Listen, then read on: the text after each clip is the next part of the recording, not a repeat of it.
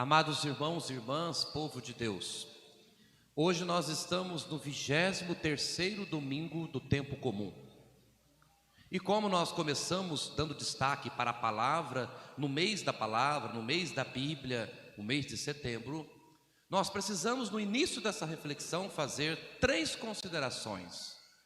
Primeira, nós precisamos urgentemente, homens e mulheres de Deus que rezam, ser pessoas de palavra.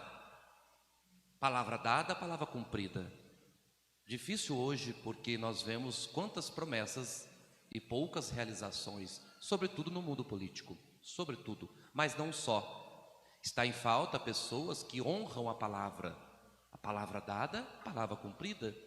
Quantas pessoas às vezes dão a palavra diante do altar de ser fiel por toda a vida, de manter o casamento para sempre e amar na alegria, na tristeza, na saúde, na doença, na belezura e na feiura. Pois é, porque todo mundo não escapa da feiura, uma hora murcha tudo, foge, mas é assim, e tem que amar. Mas eu posso dar a palavra, mas quanto vale a minha palavra? Hoje em dia a palavra tem valido pouco. Até filhos dominam o pai com a mãe, porque sabe que o pai fala, mas não cumpre. Se você fizer isso, você vai ficar de castigo, mas não fica nada. Se você fizer isso, eu faço assim. Se tiver palavra, as pessoas respeitam mais. Então, primeira coisa, nós precisamos ser pessoas de palavra. O que fala, cumpre. Segundo, nós precisamos ser pessoas da palavra. Agora não é de palavra, é da palavra. Pessoas da palavra certa, do jeito certo e na hora certa. Porque se você tiver a palavra errada, do jeito errado, na hora errada, você acaba com a vida de alguém. E como que vai ter a palavra certa, do jeito certo e na hora certa? A palavra de Deus.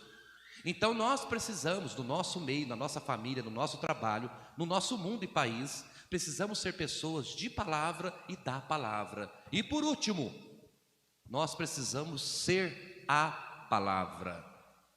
E aí é importante porque talvez você pode ser a única Bíblia que o seu irmão tem para ler. E se você então der testemunho e viver de tal maneira que você traga a palavra, você pode mudar a vida de alguém. Como pode afundar e escandalizar alguém se você viver de maneira indigna. Então é isso que nós temos que encontrar, e Jesus era assim. Jesus era um homem de palavra, da palavra e palavra. Ele era a palavra, na prática, na vida. Então, você, homem e mulher, em qualquer condição que você esteja, onde você for, você tem que carregar esses 3 pontos. Ser alguém de palavra, alguém da palavra e alguém palavra. Considerações realizadas. Agora vamos à primeira leitura. A primeira leitura mostra que quem pode saber os desígnios de Deus? Se você não tiver sabedoria de Deus, discernimento, você não pode dominar o mistério de Deus. Ninguém pode ter Deus nas mãos. Aliás, é nós que estamos nas mãos de Deus, não Ele em nossas mãos. E por isso que nós temos que aprender a mergulhar em Deus. Mas nem tudo a gente domina e nem tudo a gente explica com a nossa razão. As coisas de Deus são maiores. E uma coisa que nós precisamos aprender: pedir menos e confiar mais. Aí a nossa relação com Deus vai ser melhor, mais desarmada e menos interesseira. Porque a nossa relação com Deus é confiança ou é interesse? É aquilo que eu peço para Deus ou o que eu sou para Deus? Alguém que ama a Deus. Então a primeira consideração é isso. Ninguém pode dominar os desígnios de Deus, mas nós podemos abraçar os desígnios de Deus, acolher os desígnios de Deus. Mas para isso nós temos que confiar mais e pedir menos. Não é errado você fazer os seus pedidos. Não é errado você colocar seu coração para Deus. Mas a melhor maneira de você rezar, na verdade, não é ensinar para Deus o que Ele sabe. Você vai dizer para Deus: meu Deus, cuida do meu filho porque ele está com problema. Mas Deus sabe. Cuida do meu marido porque ele bebe muito. Mas Deus sabe que ele bebe muito e sabe que ele precisa de ajuda. Agora a questão não é você fazer um pedido, é você entregar. Deus, eu te entrego meu marido, eu te entrego meu filho com problema, eu te entrego o meu trabalho. Agora pedir não resolve. Mesmo porque você pode pedir e se confundir. Se você não for atendido, você vai achar que a sua fé não valeu. Se você não for atendido, vai achar que Deus não é bom. Se não for atendido, você vai ficar emburrado. Então você não vai entender nada. Então confia e acolha o resultado que tiver. Porque não pedindo nada, você não espera nada, só confia, só entrega. E aí seja o que for. Mesmo porque a gente faz alguns pedidos para Deus, mas não é Deus que tem que resolver. Tem coisas que a pessoa que tem que mudar, abrir o coração. Porque se não abrir, Deus não vai agir. Não é problema em pedir, mas a maneira mais correta e acertada é você confiar. Entregue a Deus o que tem de ser, será. E faça a sua parte. É melhor confiar do que pedir. Não é crime pedir, mas confiar é o melhor jeito de relacionar com Deus. Mais confiança e menos pidança, diria a vovó.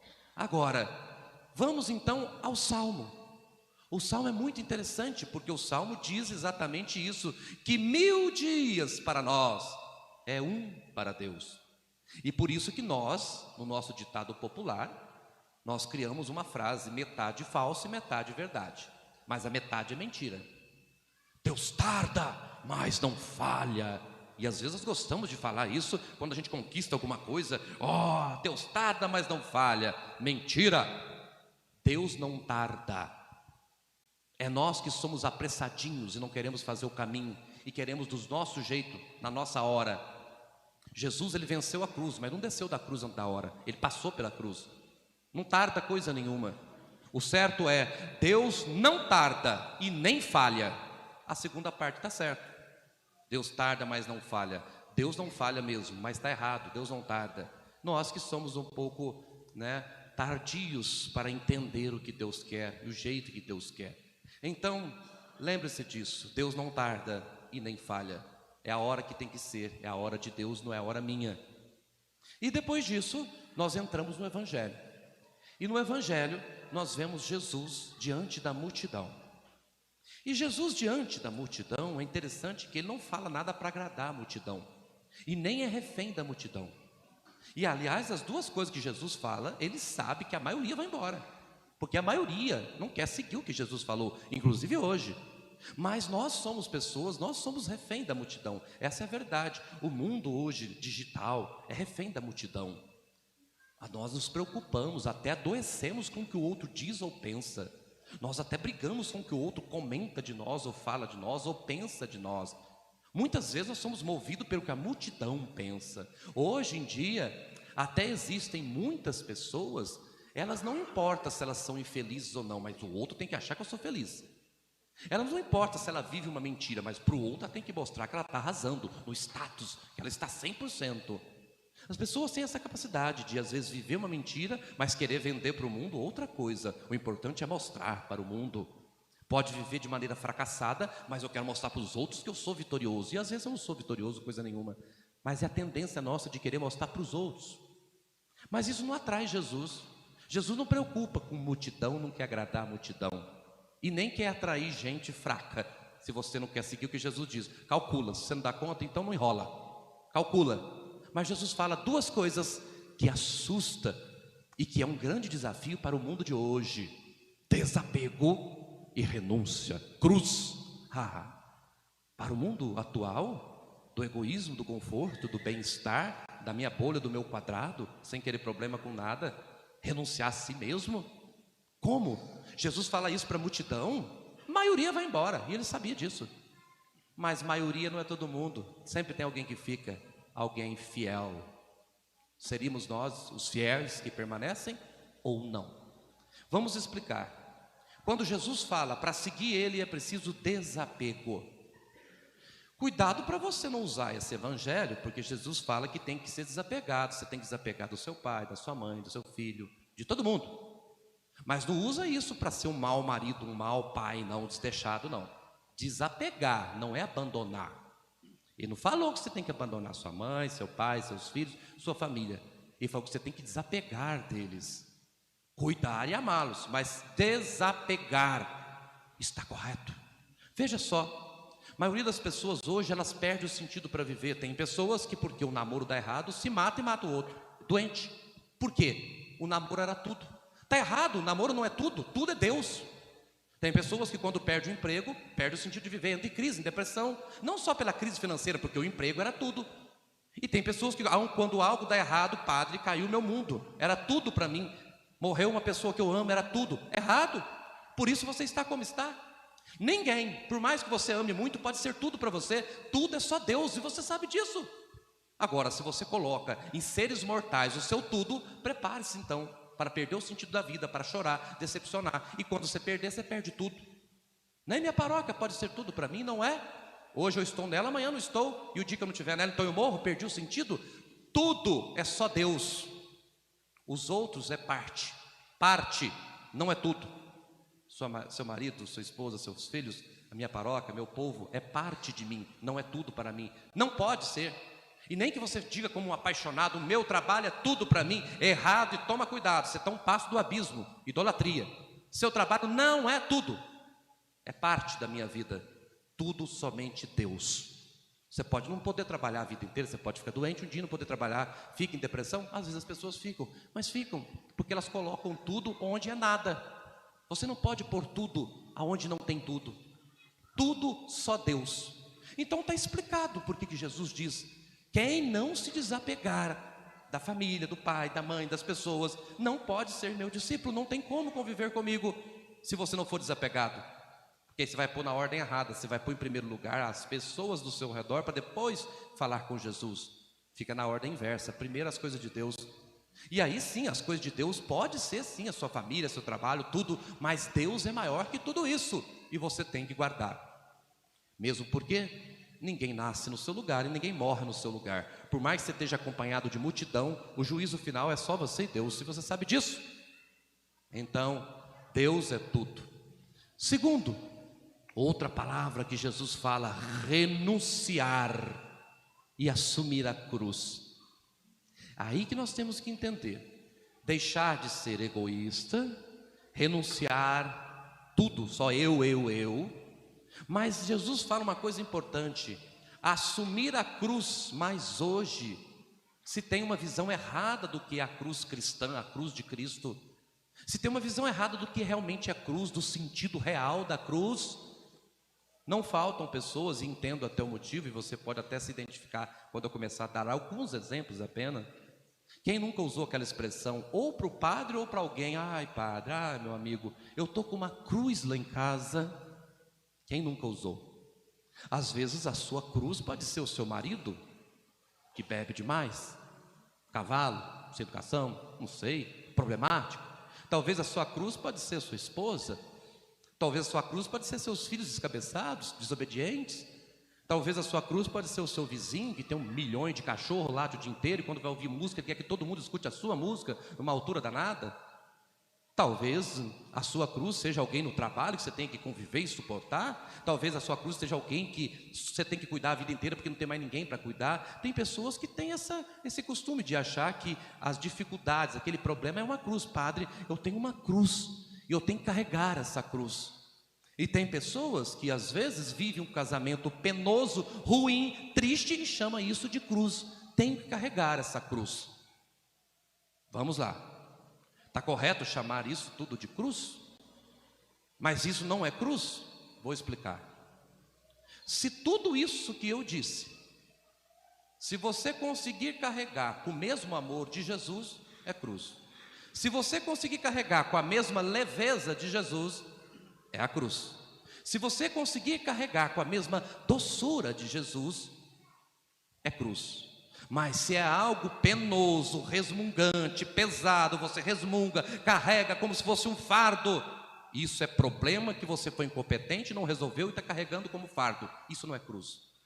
Se alguém na sua vida, ou até seu casamento, até seu trabalho, até seu filho, seja lá o que for, se ele se tornou um problema, isso não é cruz, é vida mal resolvida. E vida mal resolvida te adoece, viu? Se você carregar uma vida pesada, você vai ganhar uma grande doença só. Não resolve nada carregar peso. Se as coisas da sua vida se tornou um peso, seja homem e mulher o bastante de resolvê-las, porque vão te matar. E não vai resolver nada. Carregar peso não resolve nada. Agora, se você se libertar e abrir mão de tudo que lhe pesa e carregar somente a cruz, você vai sentir toda a leveza do mundo. Embora carregue a cruz, você vai ser leve. Porque a cruz é liberdade, é amor. A cruz é libertação, a cruz é missão. A cruz é entrega. A cruz não é penúria. A cruz é grandeza, é passar. A cruz não é fim, é meio do qual eu alcanço a glória, a libertação. Então, reflita você. Se qualquer coisa da sua vida se tornou uma cruz, então você tem que carregar com muito amor e com muita doçura. Mas você dizer que pessoas problemáticas que você mesmo pôs na sua vida, pessoas problemáticas que te fazem sofrer, mas que você também permite isso acontecer, chamar isso de cruz e falar que Deus quer que você carregue essa cruz, é mentira, é fuga, é problema que você não é capaz de resolver e joga para Deus. Eu tenho que carregar esse peso que Deus pôs na minha vida. Não é peso que Deus põe na vida de ninguém, porque Jesus mesmo diz que o fardo dele é leve e o jugo é suave. Jesus não impõe condenação sobre ninguém, e até para chamar você ele fala: se quiser vir, me siga, renuncie a si mesmo e me siga. Se, tem peso nenhum, não tem peso nenhum, se quiser, mas se for para vir, não avacalhe, faça do jeito que tem que ser feito, avalie bem, e é isso que nós temos que entender. Um grande chamado à razão, liberte-se daquilo que está virando peso e fardo, resolva o problema de algum modo. Mas como? Tem que resolver, não existe isso. Em nossa vida, nós temos que dar jeito para coisas que estão nos matando, nos intoxicando, nos encolhendo. Não pode. E às vezes tem coisas que no começo da vida era tão bom e depois virou um fardo, um peso. Chamar isso de cruz, repito, saiba separar problemas, coisas da sua vida que são pesadas, sofrimentos, nem sempre isso é cruz. É vida mal resolvida. Repito, o que mais pesa sobre nós é uma vida mal resolvida, e nós corremos o risco de esconder atrás dessa bonita palavra: ai padre, eu vou viver assim para o resto da vida porque eu tenho que carregar essa cruz. Não, vida mal resolvida você não tem que viver para sempre. Não, vida mal resolvida você não tem que carregar. Deus não quer os filhos desse jeito, com uma vida triste, horrível, esquisita, arrastando e dizendo que isso é cruz. Não, cruz é missão. Respeito à cruz, respeito à cruz. Cruz é missão. Cruz tem que ser com amor, com inteireza.